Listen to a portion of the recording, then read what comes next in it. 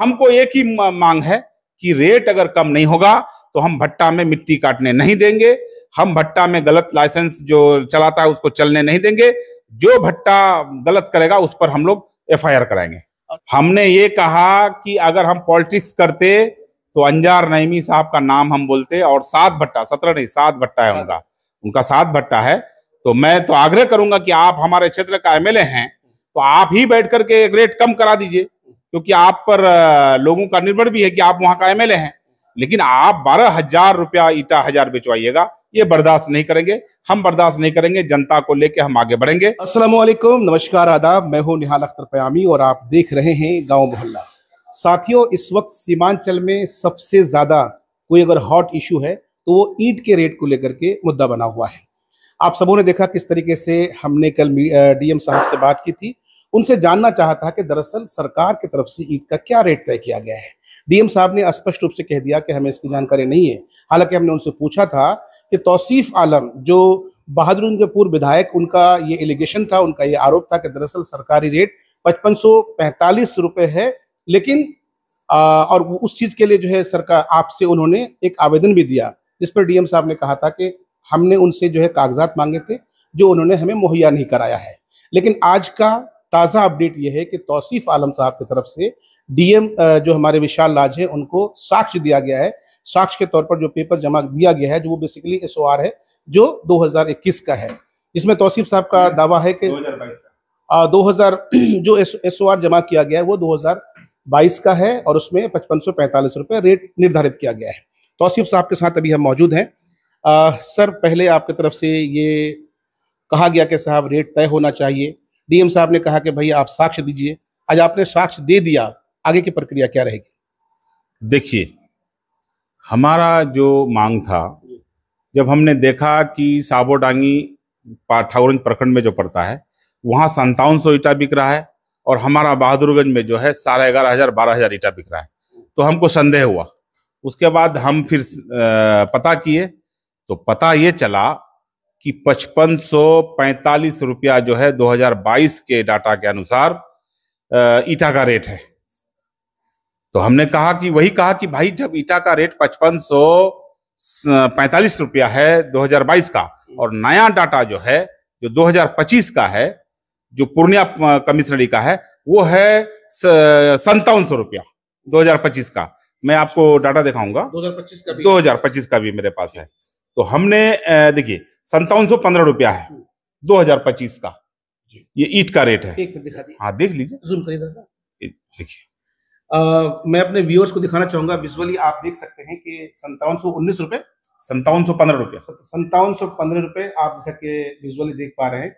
ये 2025 का है बेसिकली। ये 2025 का है और 2022 का जो है ये बुक है आपका। ये बुक होगा, ये लिखा हुआ है SOR, ये बुक है। ये बुक जब निकालेंगे तो आपको ये रेट निकलेगा जो 2022 का है, जिसमें लिखा हुआ है 5545 रुपया रेट। लेकिन तो मेरा मांग था कि आप रेट कम कीजिए।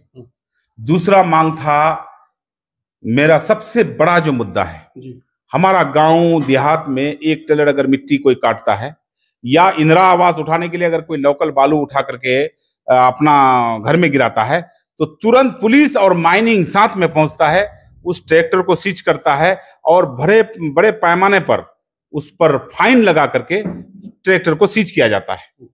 तो मेरा वही मांग था कि भाई कहीं बिहार में ये भट्टा वाला के लिए अलग कानून तो नहीं है। एक भट्टा में डेली कम से कम 200 400 500 ट्रैक्टर मिट्टी घुसता है एक भट्टा में। लेकिन एग्जैक्ट यही सवाल मैंने डीएम साहब से किया था, तो उनका जवाब ये था कि हम जिन्हें देखते हैं उनकी जो है साहब धरपकड़ करते हैं। नहीं, आप भाई डेली का मामला है ना, एक का बात नहीं है। आप किसी भी पदाधिकारी को भट्टा में भेजिए तो 100 200 400 500 गाड़ी डेली का मामला है। डेली मिट्टी काटता है। ये माइनिंग चोरी करता है, दिन डकैती करता है। कोई किसान अगर काटे तो वो दोषी है और भट्टा वाला अगर काटे तो वो निर्दोष है। यानी ना माइनिंग को पता है ना किसी को पता है। माइनिंग इसमें एकदम बहुत बड़ा चोर है। हम तो कहेंगे कि ये माइनिंग जो है, और दूसरा सवाल, सबसे बड़ा सवाल ये है कि म्युनिसिपैलिटी एरिया में कोई भी भट्टा का लाइसेंस नहीं होना चाहिए। आप बिहार का कानून उठा के देखिए, लेकिन हमारा बहादुरगंज में 17 भट्टा है। आप कहिएगा तो मैं निकाल के दिखा दूंगा किस किस नाम से भट्टा है। 17 लाइसेंसधारी भट्टा है जिन्होंने अवैध रूप से माइनिंग लाइसेंस दिया है। माइनिंग ये नहीं देखा कि म्युनिसिपैलिटी में जबकि भट्टा का कोई लाइसेंस नहीं दिया जा सकता है, फिर म्युनिसिपैलिटी में लाइसेंस कैसे दिया गया, ये जांच का विषय है और माइनिंग पर एफआईआर होना चाहिए। लेकिन जब से आपने एसओआर को वो किया, कॉमन किया है, तब से सवाल ये उठ रहे हैं कि भाई वक्त के हिसाब से क्या पॉसिबल है कि 5700 समथिंग रुपीज में एक ईटा, भाटा वाला ईटा बेच सकता है? उनका कहना है कि जब लागत ज्यादा है तो हम बेचेंगे कैसे? ठीक है भाई, मैं मानता हूं कि आपको लागत है, तो जहां 5700 है नया 2025 का रेट, 2025 का रेट है 5715 रुपया, तो 5700 नहीं करके 6000 7000 बेचिए ना। 7000 बिकता थी भी था 2019 से पहले, 7000 बिकता था 2020 से पहले 7000 बिकता था। 2020 के बाद ये लोग 8000 किया, उसके बाद इस साल एक बैग 12000 कर दिया है, जो हम लोग बर्दाश्त नहीं करेंगे। और अब हम लोगों को रोड पर आना पड़ेगा। आएंगे, डीएम साहब से हमने मिलकर के पूरा साक्ष्य दिया है। डीएम साहब को अभी मालूम नहीं है, उनको हमने पूरा जो साक्ष्य दिया है उनको बोले हैं कि आप जांच कीजिए और अगर जांच के दायरे में आता है तो उस पर कार्रवाई कीजिए। और हमको एक ही मांग है कि रेट अगर कम नहीं होगा तो हम भट्टा में मिट्टी काटने नहीं देंगे, हम भट्टा में गलत लाइसेंस जो चलाता है उसको चलने नहीं देंगे।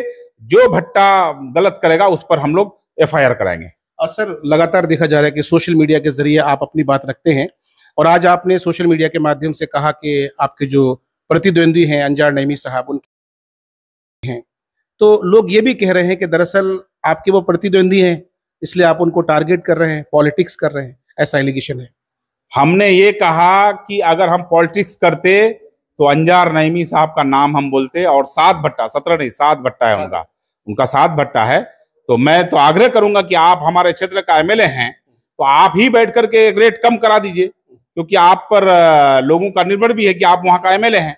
लेकिन आप 12000 रुपया ईटा 1000 बेचवाइएगा, ये बर्दाश्त नहीं करेंगे, हम बर्दाश्त नहीं करेंगे। जनता को लेके हम आगे बढ़ेंगे और जनता मेरे साथ है। और रहा सवाल, हमने साक्ष्य मांगा था डीएम साहब, हम साक्ष्य दे दिए हैं। और अगर इस साक्ष्य में भी अगर दाम कम नहीं होता है तो हम लोग जो है, जो भट्टा में मिट्टी घुसता है उसको हम लोग जन आंदोलन द्वारा हम लोग रोकेंगे। और दूसरी बात और अहम बात यह है सर कि जब भी सोशल मीडिया में इस ईट रेट को लेकर के खबरें चलती है तो कमेंट्स बॉक्स में जो लोगों का जो फीडबैक होता है वो मैक्सिमम लोगों का फीडबैक तौसीफ साहब के समक्ष इसमें होता है, सपोर्ट में होता है, क्योंकि जनता का मुद्दा है।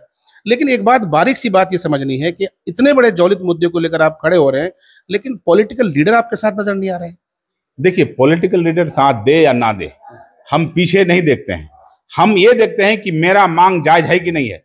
कौन मेरे साथ आया नहीं आया हमको उससे फर्क नहीं पड़ता है। और रहा सवाल कौन पूंजीपति है, कौन पैसा वाला है, कौन भट्टा वाले का रिश्तेदार क्या लिख रहा है, हमको वो चीज नहीं देखना है।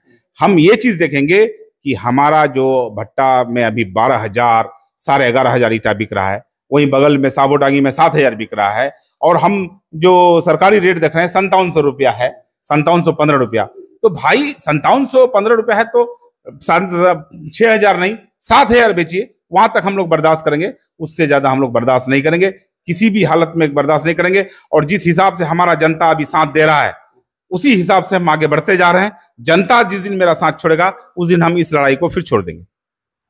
जनता के साथ तौसीफ साहब हैं और इनकी उम्मीद भी जनता ही है, और इस मामले को लेकर के आगे क्या कुछ होता है हम आपको तमाम तरह अपडेट्स देंगे। इस मामले को लेकर आगे क्या कुछ होता है तमाम तरह अपडेट्स हम आपको देंगे। इस वीडियो में इतना ही।